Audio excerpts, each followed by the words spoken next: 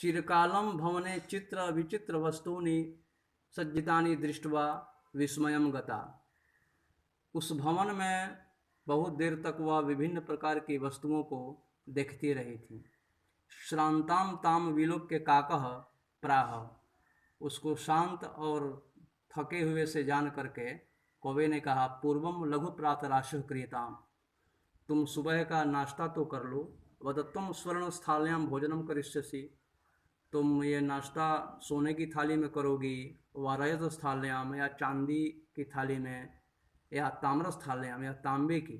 बालिका व्याजहार, बच्ची ने कहा, ताम्रस्थाल्याम एवाहम निर्धना भोजनम करिष्यामि। मैं तो निर्धन हूँ, गरीब हूँ, इसलिए तांबे की थाली में भोजन कर लेती हूँ। तदा सा कन्या चाश्चर्यचकिता संजाता। वह कन्या तब आश्चर्यचकित हो गई। यदा स्वर्ण काकेन स्वर्णस्थाल्याम भोजनम परिवेक्षितम। उस सोने के कौवे ने सोने की थाली में भोजन परोसा। नैतादृक स्वादु भोजन मध्यावधि बालिका खादितवती।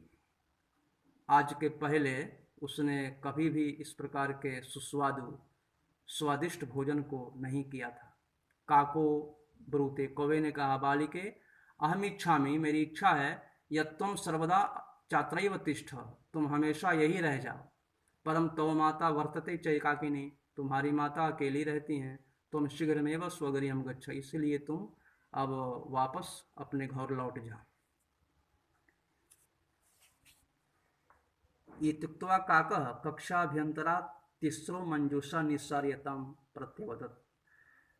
ऐसा कहकर उस कौवे ने उस कक्ष में रखी हुई 3 मंजूषाएं संदूक निकाल करके उसे दी। बालिके यथेच्छम गृहाण मंजूषा में काम।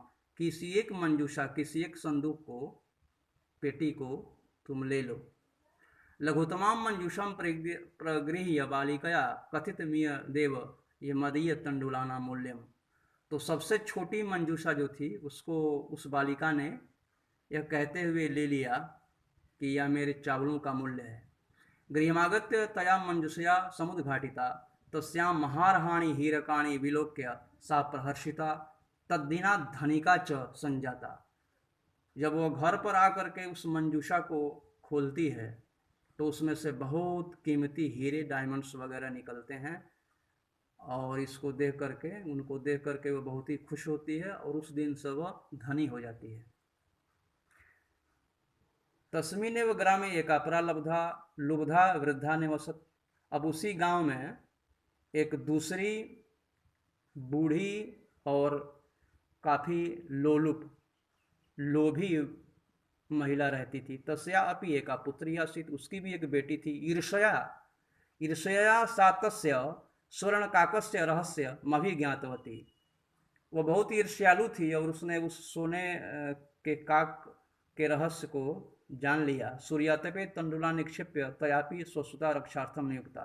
और वह वैसा ही करने लगी जिस प्रकार इस बालिका के साथ हुआ था, लेकिन वह बनावटी तरीके से करने लगी।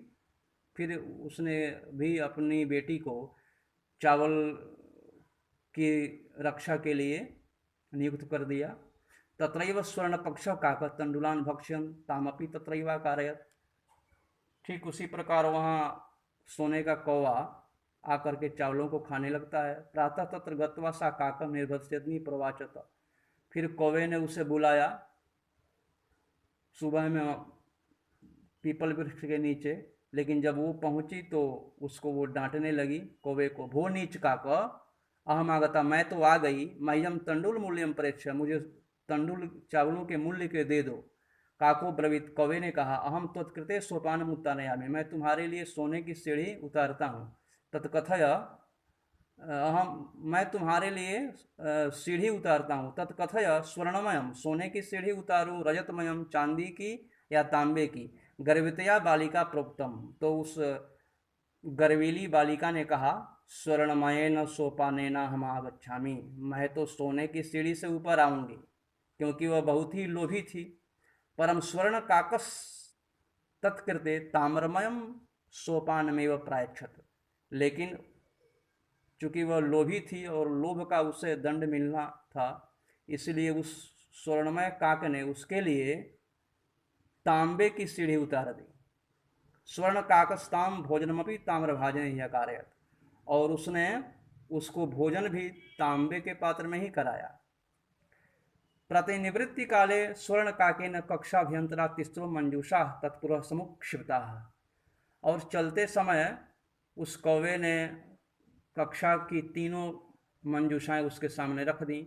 लोभाविष्टा सा बृहत्तमाम मंजूषा गृहीतवती, और वह चूंकि लोभाविष्ट थी, अत्यंत लोभी थी, इसलिए उसने सबसे बड़ी मंजूषा को ग्रहण किया और घर आकर के सातर्षिता खुश होती हुई मंजूषा मुद्घाटयति, उस मंजूषा को खोलती है।